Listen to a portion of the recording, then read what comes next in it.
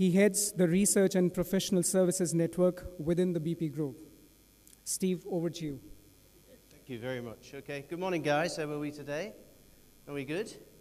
Okay, I think it's my role to, what's the expression we use? Shake a few cages, okay? So I'm going to put some sort of probably contentious ideas out there as well during my session, which is really around this theme of what's sometimes referred to as outside in. Some people call it enterprise BPM, some people call it customer centricity. It's got a whole bunch of different names. Just as I will say at the start, is what I'm going to talk about is outside in. Some of us may know it again as different names. If you're interested in what I'm talking about and you want to give me a business card afterwards, it'll be my pleasure to provide you with a book. What we'll do is arrange for you to have an electronic copy and a physical copy, because of course in this next 45 minutes I can only just sort of skate on the surface of this massive area. What I hope to do is to perhaps challenge some of our ways of thinking and give you an opportunity through sort of some general takeaway questions to focus on your own business, your own customers, whether it's business to business, business to consumer, it doesn't really matter. They're all customers. They all pay us a revenue. And we'll be talking about this theme of putting the customer at the center of everything that we do. Now, many of us will know about that sort of theme, and we'll have talked about it for a few years. So the agenda in terms of we're not going to follow this specifically. It's not death by PowerPoint. We're going to go backwards and forwards. And then I'll be open to sort of questions towards the end of the session. Okay. Before we begin the session, I just want to sort of say a little bit about myself so that you know where I'm coming from. Some of you I do know in the room already. Others I don't. I originally started out as an industrial engineer. You'll have probably spotted the Mancunian English accent. So my football team is Manchester City and my cricket team is Lancashire. So I'll put that on the table straight away. However, despite the fact that I'm still talking with a Mancunian accent, I've lived in the States for probably the best part of 25 years.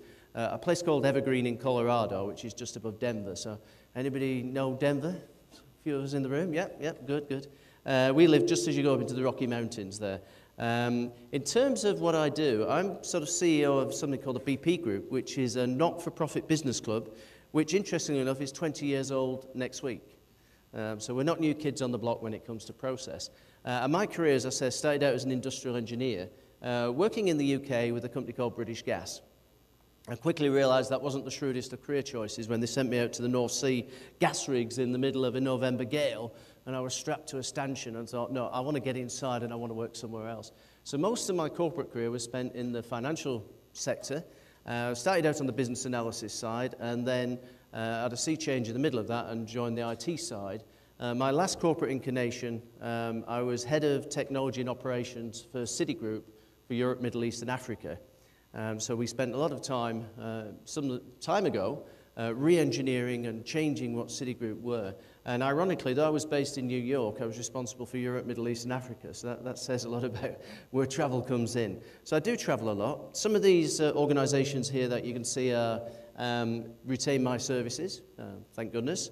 And so besides working as the CEO of the BP Group, as I say, a not-for-profit business club, I'm also engaged with these organizations to do it. So I like to think of myself as, rather than a speaker, a practitioner.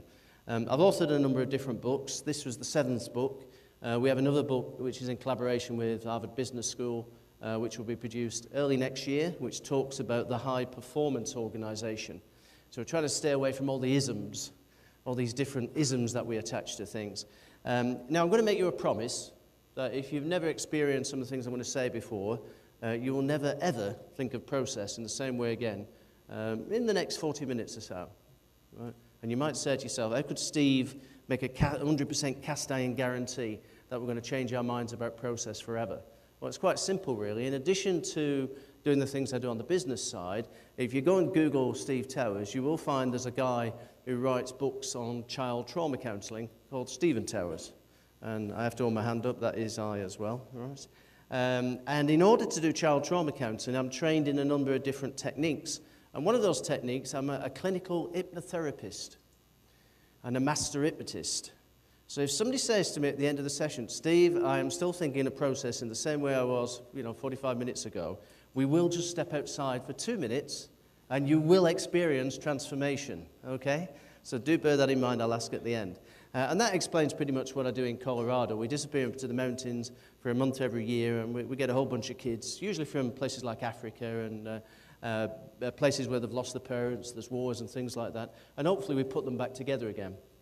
Now, interestingly, people would say, oh, that's really different to this stuff. All that business process stuff, all that outsourcing stuff, that's really, really different. And I go, well, actually, it's pretty much the same. You know, whether you're dealing with the small people, the bigger people, the family, the team, the organization, the corporation, or the planet, it's the same stuff. A process is just another name for the work that we do. So that's going to be a golden thread, if you like, that runs through what I'll be talking about. Now, I'm going to pick on, naturally, some of these organizations that I'm retained by, because I can give first-hand experience. But this area, this transformation that we're all experiencing in business at the moment, applies to us all. Again, there's a number of different resources on there, and you'll be able to download information. Come and join us on LinkedIn group. As a not-for-profit, a lot of what we do is about, you know, giving away information and that sort of thing. The group itself funds itself through its education programs. So we do Certified Process Professional programs. So are there any CPPs in the room? I can see a couple at the back. Congratulations. You've got any questions about Certified Process Professional? The gentleman at the back of the room will help you and answer all of those.